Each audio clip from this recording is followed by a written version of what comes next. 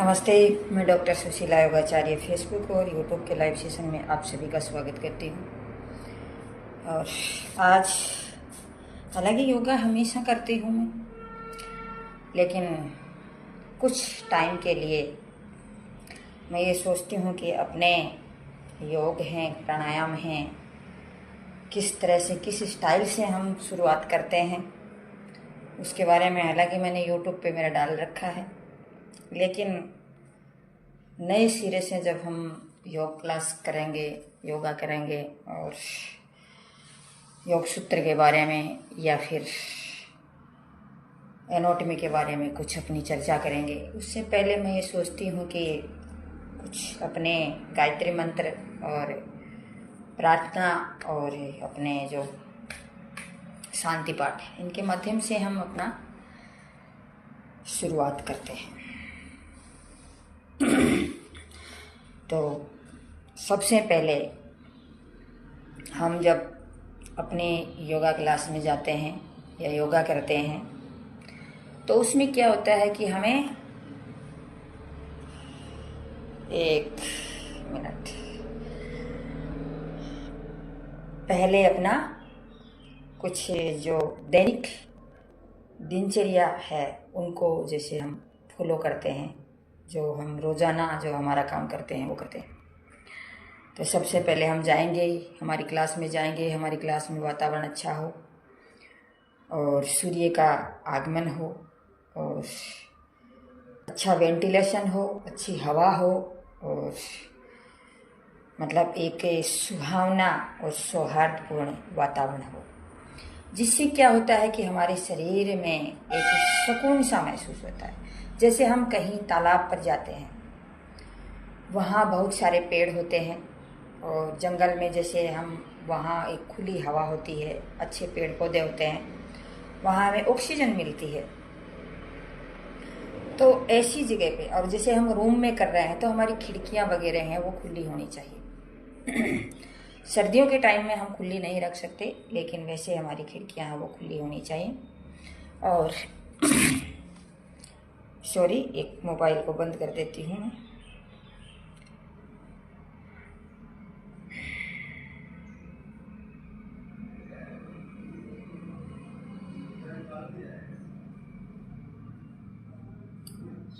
चलो करते हैं। तो वो हमारा वातावरण है वो शुद्ध होना चाहिए, अच्छा होना चाहिए। वहाँ कोई इंडस्ट्री एरिया नहीं होना चाहिए, धुआं या पर्यावरण दूषित नहीं होना चाहिए। और वहाँ जाकर के हम क्या करते हैं, हमारे जैसे आसन है, इस आसन को बिछाने का काम करते हैं। आसन में हमें जैसे हमारे गीता में दिया हुआ है कि पहले जैसे हम पार्क में जाते हैं तो पार्क में हमें दूब मिलती है, दूब पे हम मृगछाल बिछाते हैं, मृगछाल पे हम एक अच्छा जैसे इस प्रकार से मैट या चटाई लगाते हैं। उससे पहले मतलब मैट चटाई लगाने से पहले हम एक पन्नी डालते हैं। पन्नी मतलब हमारे जैसी ये होती है ना, प्लास्टिक की पन्नी, वो लगाते हैं। उसके बाद में ये आसन हम ऊपर बिछाते हैं। उसके बाद में हम सफ़ेद आसन, जिस प्रकार से मेरी ये टी शर्ट है, इस प्रकार का सफ़ेद आसन हम उस पर लगाते हैं। और माइंड हमारा विशेष तौर से योग करने के लिए तैयार होना चाहिए। अगर हमारा माइंड योग करने के लिए तैयार नहीं है तो हमें किसी प्रकार का बेनिफिट हमें नहीं मिलने वाला। जब हम कोई काम करने के लिए जाते हैं, उस काम के लिए हमारे अंदर उतावलापन होना चाहिए, उसके अंदर एक ललक होनी चाहिए, उसके अंदर हमारा एक चस्का होना चाहिए, उसके अंदर एक लालच होना चाहिए कि हम योग करेंगे, हम ठीक होंगे।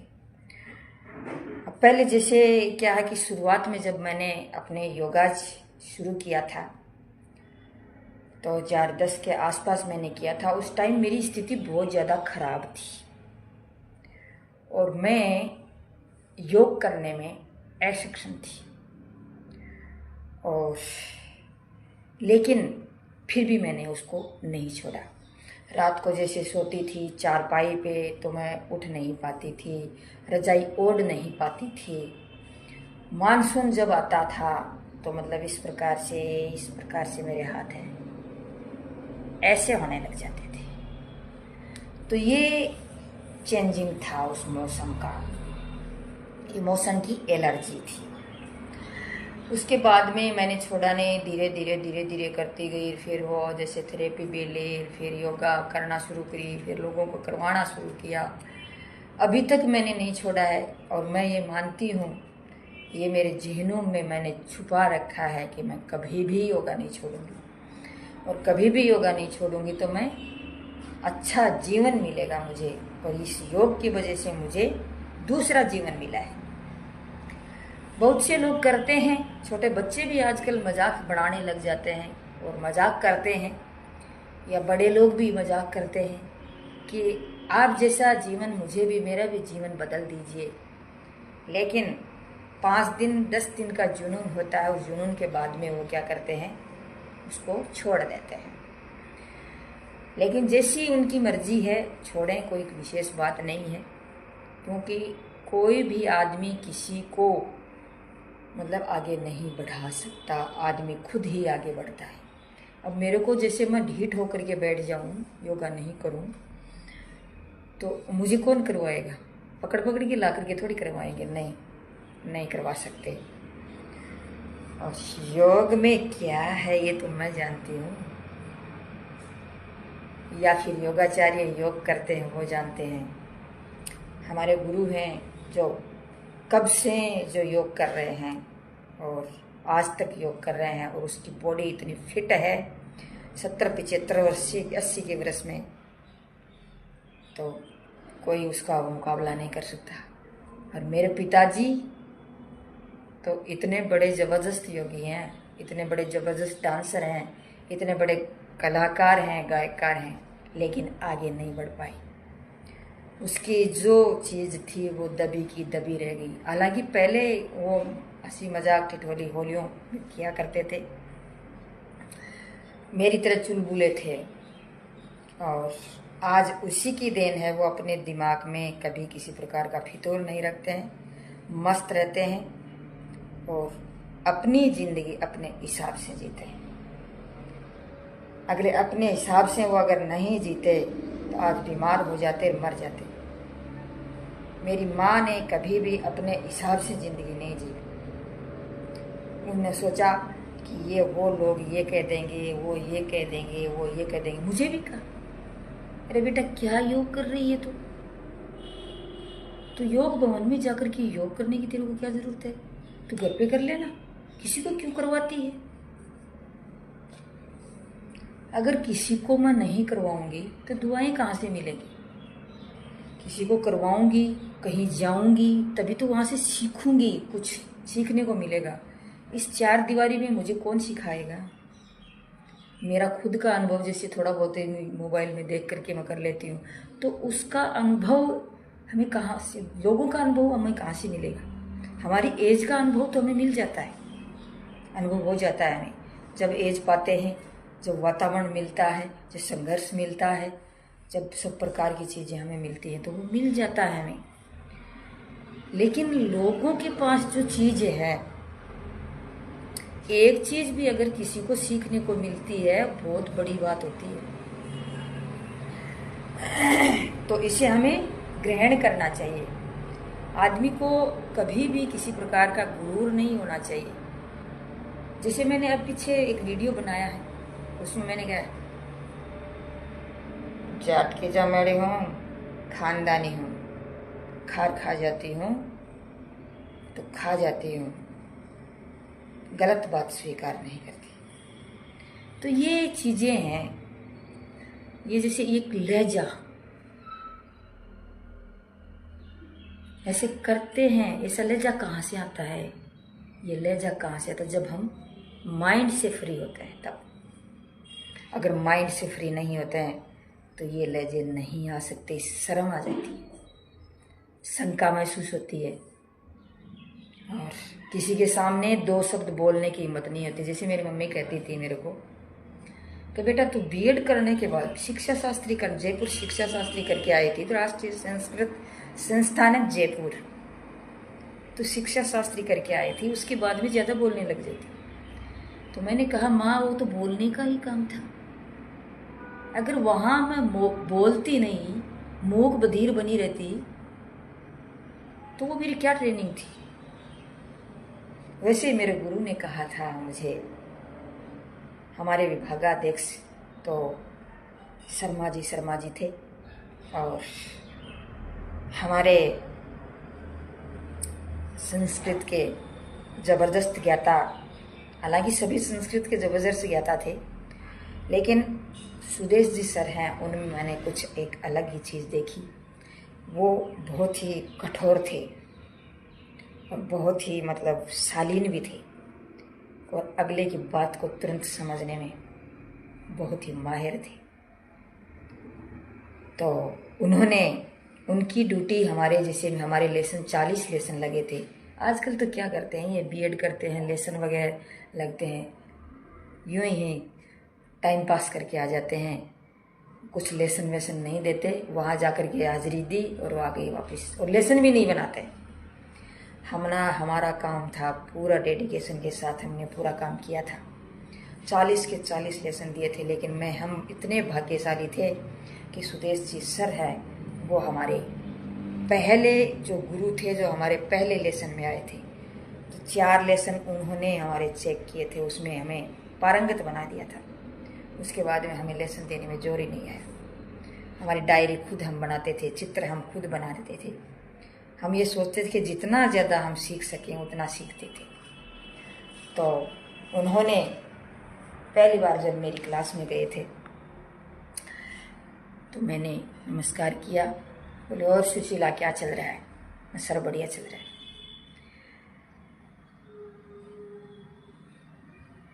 बोलो पढ़ाओ चलो। तो मेरे पीछे, जैसे हमारी पीछे की सीट होती थी, मेरी क्लास में चंचल एक लड़की हुआ करती थी, बहुत ही मस्त लड़की थी, और उनको क्या है कि मेरा पढ़ाना बहुत अच्छा लगता था, और वो जाकर के अपनी जो प्रधानाध्यापिका है उनको बोला भी था कि सर सुशीला मैम का हमारे क्लास में ड्यूटी लगाओ। बोले बेटा सुशीला मैम, जैसे 4 दिन लगाया था, उसके बाद में मैं दूसरी क्लास में चली गई। तो बोले कि 4 दिन हो चुके हैं, और सुशीला मैम एक एक कैसे पढ़ाएगी आपको, और है ना, ये सभी का मौका मिलना चाहिए, सभी को मौका देना पड़ेगा ना, मजबूरी है हमारी। बोल नहीं मैम, हमें सुशीला मैम से पढ़ना है। बोले में बेटा तेरे को थोड़ी देर के लिए, मैं 15-10 मिनट की क्लास है, वो मेरी क्लास जब पूरी हो जाएंगी उसके बाद में मैं तेरी को ले लूँगी क्लास, तेरी क्लास ले लूँगी। तो बोले अच्छा मैम ले लेना। तो उन्होंने कहा पढ़ाओ बेटे, सुदेश जी सर ने। तो पीछे 10 मिनट बैठ गए पीछे मेरे। वो बता रही थी मेरे शब्द हैं, जैसे एक शब्द तो मेरे याद ही है, हृदय। वो जैसे इस प्रकार से लिखना, मतलब ज़्यादा से ज़्यादा ये सोचती थी। हालांकि देखो सभी वो शुद्ध वैसे नहीं है, नहीं बोलते, नहीं लिखते भी नहीं हैं। और मेरे तो 8वीं क्लास में भी मेरे सर खुर्शीद जी सर थे, जो हमें हिंदी का जो हमारा सब्जेक्ट लिया करते थे, क्लास लिया करते थे, वो भी हमें जय इस प्रकार से वो बताते थे, हम पकड़ते भी थे उसको। तो वो मुझे एक 8वीं क्लास में मिले थे अच्छे शिक्षक के रूप में। और मैथ में भी और साइंस में भी मुझे अच्छे शिक्षक मिले थे 10th क्लास में और 9th क्लास में, तो उससे मुझे अच्छा ही सीखने को मिला। तो वो पीछे बैठे गए, 10 मिनट उन्होंने देखा, और मेरी पीछे डायरी पीछे रखते थे हम, डायरी में वो लिख के गए थे, छात्रा अध्यापिका आत्मविश्वास के साथ पढ़ा रही थी। तो मैंने देखा कि मतलब पहली बार हम क्लास ले रहे हैं, सर ने कभी कैसे ऐसे गलत तो नहीं कर दिया होगा, शायद पता नहीं ये गलत करके गए होंगे डायरी में। लेकिन फिर भी कॉन्फिडेंस था कि भाई हाँ हम अच्छे पढ़ा रहे हैं, गलत नहीं पढ़ा रहे हैं, पढ़ के आ रहे हैं, ऐसे ही नहीं मतलब क्लास ले रहे हैं एकदम, मतलब उसको क्लास को पूरी तरह से दोहरा करके घर पे फिर जाते थे। तो वैसे तो कॉन्फिडेंस था, लेकिन फिर भी एक झिझक बनी रहती है। तो मैं वहाँ जा कर के बस सोचा कि सर ने तो कुछ गलत तो नहीं लिख दिया, लिख के तो गए। तो फिर मैं मेरी क्लास ले करके और फिर भाग के, जैसे हमारा स्टाफ है वहाँ सर बैठे थे, वहाँ गई। तो बाहर जैसे गेट में ही थी मैं बाहर, तो एक जैसे पूजा थी जो शर्मा थी शायद, वो जो हरियाणा की थी, तो वो क्या करी, क्लास वो उस स्टाफ से भाग करके मेरे सामने आई और आकर के कहा, अरे सुशीला दीदी, अरे सुशीला दीदी बोलो। मैं बोले बोलो, क्या है सुशीला दीदी लगा रखा, बोलो ना। तो उन्होंने क्या किया, अरे आपकी डायरी में, जब मैंने सोचा धक धक धक धक धक धक होने लगी मेरे, जैसे आपकी डायरी में, अरे मैं क्या आपकी डायरी में क्या, बताओ तो सही। बोले गए ये आपने, आपके सर है ना ये लगा के गए हैं नोट है। तो फिर भी मेरे वो इस तरह से स्टाइल से कर रही थी जो बार बार में हर शब्द में मुझे डरा रही थी। तो क्या नोट है, तो बोले कि नोट लगा के गए हैं कि छात्रा अध्यापिका आत्मविश्वास के साथ पढ़ा रही थी। मुझे वास्तव में, बोले हाँ वास्तव में। तो फिर मैं जा कर के देखा, तुरंत जा कर के मैं वहाँ गई, सर बैठे थे तो नीचे तरफ देख रहे थे, वो डायरी चेक कर रहे थे। इस प्रकार से सभी की डायरियाँ वो चेक कर रहे थे। तो मैं नीचे जा कर के बैठ गई और तुरंत जाकर जल्दी जल्दी मैं देखने लगी। देखिए खुशी आई, दिमाग में खुशी आई रही, मन है जो खुश हुआ। तो सर ने तुरंत देखा मेरे को, क्या हुआ सुशीला? बोले सर कुछ नहीं हुआ। तो बोला यार क्या बात है, क्या हुआ? नहीं सर कुछ नहीं हुआ, नहीं कुछ नहीं हुआ। ऐसे करके मैं बैठ गई। और कुछ मिला आपको डायरी में? हाँ सर मिला। हाँ, तो फिर क्या आ गया, एक जैसे लालचंद करके लड़का, उसकी डायरी वो चेक कर रहे थे। तो उसको बता रहे थे, बोले आपने ये क्या लिखा है, आपको मैंने नोट दिया कि आपका पढ़ाने का तरीका गलत था। आपका जो पैराग्राफ ले जाने का तरीका था वो गलत था, क्योंकि आपने पैराग्राफ लिया है वो बढ़ा लिया है। और पूजा है जो हरियाणा की थी, उन्होंने भी पैराग्राफ बढ़ा लिया था। उसने एक होशियारी की थी हमारे साथ, क्योंकि जैसे लालचंद और मैंने दोनों ने हमने पढ़ाया था, तो दोनों ने, उनका लालचंद का थोड़ा सा ज़्यादा टॉपिक था, मतलब वो पैराग्राफ था, मेरा थोड़ा कम था। मेरा लिमिट में था, जिस प्रकार से जितना पढ़ाना चाहिए एक दिन में, एक क्लास में आधा घंटा में, उतना था। तो वो पूजा का पूरा पाठ ले रखा था। तो सर ने क्या किया, उसकी पूजा के क्या लगाया, नोट काट दिया, उसको लेसन को तुरंत काट दिया। काट के कहा जिस प्रकार से सुशीला ने बनाया उस प्रकार से आपको बना करके लेके आना है। और उस लालचंद ने भी कहा आपका पढ़ाने का तरीका अच्छा नहीं था, आपका पैराग्राफ अच्छा नहीं था, तो आपको फिर से सुधार करने की ज़रूरत है। जिस प्रकार से ये सुशीला क्लास में पढ़ा रही थी, इस प्रकार से क्लास में पढ़ाने में आत्मविश्वास होना चाहिए। अगर आत्मविश्वास नहीं है तो हमें जो चीज़ आती है वो भी भूल जाते हैं। अगर आत्मविश्वास नहीं है तो जितना हम बताना चाहते हैं उतना नहीं बता पाते। और अगर आत्मविश्वास है तो हम जितना पढ़ के गए हैं उससे कहीं ज़्यादा एक्सप्लेन करके हम बताएंगे। तो ये चीज़ होनी चाहिए। तो मैं खुश हो गई और फिर मेरे लेसन अच्छे गए। तो इस प्रकार से जैसे हम क्लास में हमें जाते हैं तो हमारा एक कॉन्फिडेंस होना चाहिए। तो कॉन्फिडेंस तब होगा जब हमें वो चीज़ आती होगी, उसमें हम घुल मिल गए होंगे, तब होती है। तो ये चीज़ है वो, मैं जा कर के क्लास में जाना चाहिए, कॉन्फिडेंस से जाना चाहिए, नमस्कार करें, क्लास का वातावरण, बाहर का वातावरण अच्छा हो, और फिर हम अपनी लाइट वगैरह लगा करके, पानी जब हम घर पे पी के आते हैं 40 मिनट पहले, और फिर जा कर के वहाँ बीच में पानी वगैरह कुछ नहीं पीना है, योगा करना है, फिर अपनी योगा क्लास शुरू करते हैं। सबसे पहले हम क्या करते हैं, ओम चैंटिंग करते हैं, उसके बाद में गायत्री पाठ करते हैं, या पहले गायत्री पाठ कर लेते हैं फिर ओम चैंटिंग कर लेते हैं, लेकिन ओम चैंटिंग ज़्यादा सही रहता है। तो ओम चैंटिंग करते हैं, फिर गायत्री पाठ करते हैं, उसके बाद में सूक्ष्म क्रियाएँ शुरू करते हैं। सूक्ष्म क्रियाओं के बाद में हम हार्ड आसन करते हैं, हार्ड आसन के बाद में प्राणायाम के बाद में हम अपना शांति पाठ वगैरह करके, और शिव का मंत्र है, महामंत्र, महामृत्युंजय मंत्र, ये सब करके शांति पाठ करके अपना काम तमाम कर देते हैं, अपनी क्लास को समाप्त करते हैं। समाप्त करते हैं तो लास्ट में क्या करना है, हमें खिड़की वगैरह हैं जो भी हैं, आसन वगैरह समेट के सभी को अपना आसन समेटने के लिए बोलते हैं, और फिर आराम से घर जाने के लिए हम बोलते हैं, वो चले जाते हैं। तो चलो हम शुरू करते हैं। दोनों हाथ हमारे ज्ञान मुद्रा में रहेंगे। इस प्रकार से अंगुली अंगूठा दोनों टच रहेंगे। हथेली का पृष्ठ भाग हमारा क्या होगा, हथेली का पृष्ठभाग हमारे घुटनों पे रहेगा। शुरू करते हैं ओम चैंटिंग। ओ, आ, ऊ और मैं। तो शुरुआत करते हैं। पद्मासन लगा लेते हैं।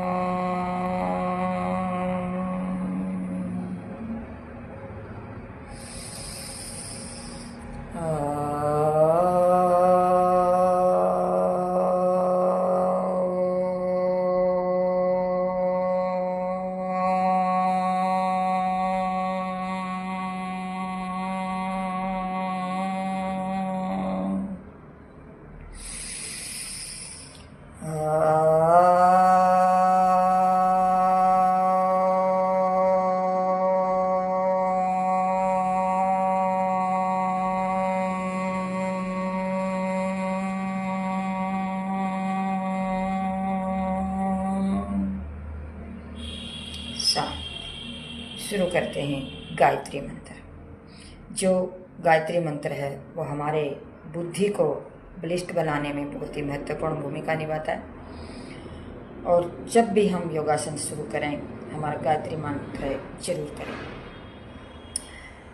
हम अपने विधाता से, अपने भगवान से, अपने परमात्मा से हम ये विनती करते हैं कि हे भगवान, हमें अपने मन को पवित्र रखें, पवित्र रखने का मौका दें और हमारी बुद्धि को बलिष्ठ बनाने का प्रयास करें और सबके साथ अच्छा व्यवहार करने का प्रयास करें। तो शुरू करते हैं गायत्री मंत्र। ओम भूर्भुवः स्वः तत्सवितुर्वरेण्यं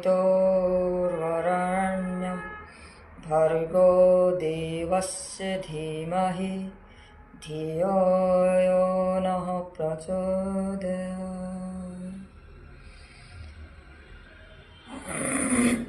ओम शांति शांति शांति। स्थिति लेंगे अनुलोम विलोम। पहले दोनों हाथ हमारे ज्ञान मुद्रा में रहेंगे, फिर बायां हाथ ज्ञान मुद्रा में ही रखेंगे और दायां हाथ प्राणायाम मुद्रा में रखेंगे। इस प्रकार से 2 अंगुलियों को अपने अंगूठे की गद्दी में लगाएंगे और दोनों ये अंगुलियां इस प्रकार से रखेंगे, अंगूठा इस प्रकार से रखेंगे। हमारी दाईं नासिका पुट को टच करेंगे। बाईं नासिका से 5 गिनते हुए श्वास भरेंगे।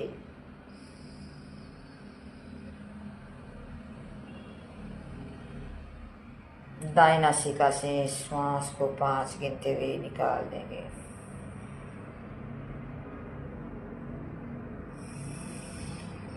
फिर से दाईं नासिका पुट से श्वास भरेंगे, दाईं नासिका पुट को टच करेंगे, बाईं नासिका से 5 गिनते हुए श्वास को बाहर निकालते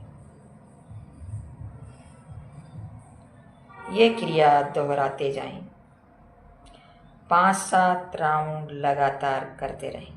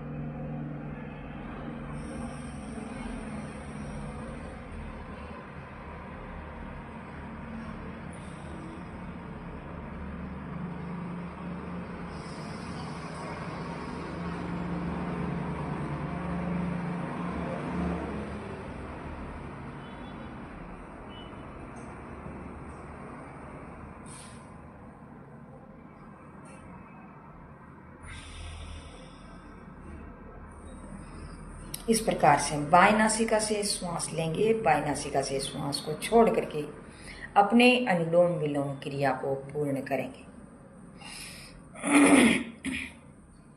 अब हम जैसे ज़्यादा वीडियो लंबा न हो जाए, इसके लिए अपन यहीं शांति पाठ करके महामृत्युंजय मंत्र लग करके अपने वीडियो को समाप्त करते हैं। महामृत्युंजय मंत्र शिव जी का मंत्र है, बहुत ही सुंदर मंत्र है। जब हम इसको लगातार करते रहते हैं तो हमारे मन में शांति, हमारा घर का वातावरण, हमारा जो सभी कुछ है वो शांत रहता है। ओम त्र्यंबकं यजामहे सुगंधिं पुष्टिवर्धनम् उर्वारुकमेव बन्धना मृत्योर्मोक्षेमामृतात्। ओम शांति शांति शांति। सर्वे भवन्तु सुखिनः, सर्वे सन्तु निरामया, सर्वे भद्राणि पश्यन्तु, मा कश्चित् दुःखभाग् भवेत्। ओम शांति शांति शांति। अपने इष्ट देव को नमन करेंगे और अपने दोनों हाथों को रफ करेंगे ताकि हमारे दोनों हाथ गर्म हो जाएं और जो गर्माहट हमें पैदा की है अपने थैलियों में, तो उसको अपने चेहरे पे, अपने शरीर तक पहुंचाने का प्रयास करें और फिर अपने वीडियो को समाप्त करें, अपने योगाज को समाप्त करें। फिर अपने धीरे से आंखें खोलेंगे तो दोनों हाथ रफ करें।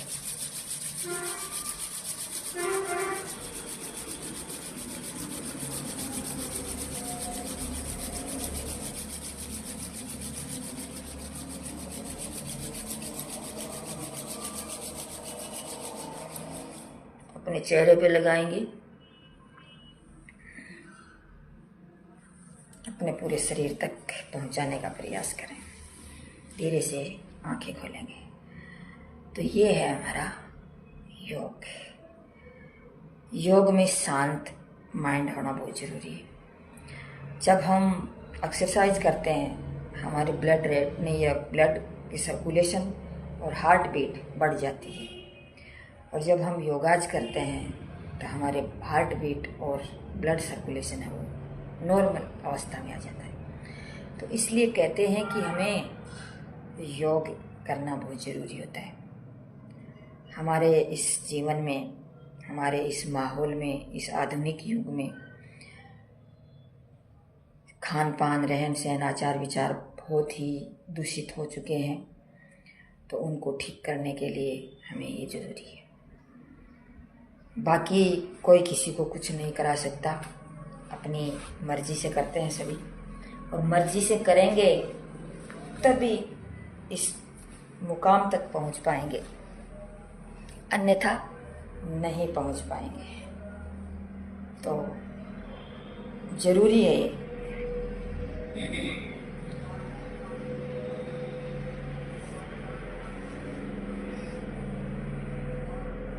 थोड़ा सा जैसे ये स्टाइल इसलिए कर रही हूँ कि जैसे योग की जैसे वज्रासन है या फिर उसमें बैठ करके थोड़ी सी पिक ली जा सकती है स्थिति में बैठ करके, इसलिए किया जाता है।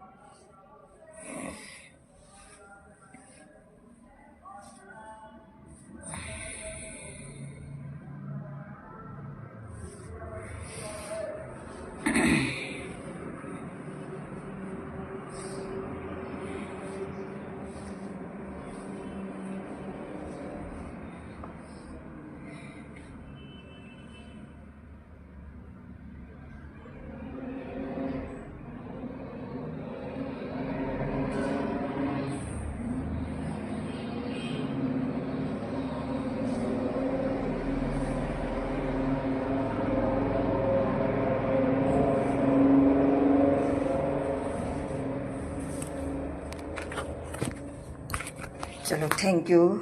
जय हिंद। जय भारत।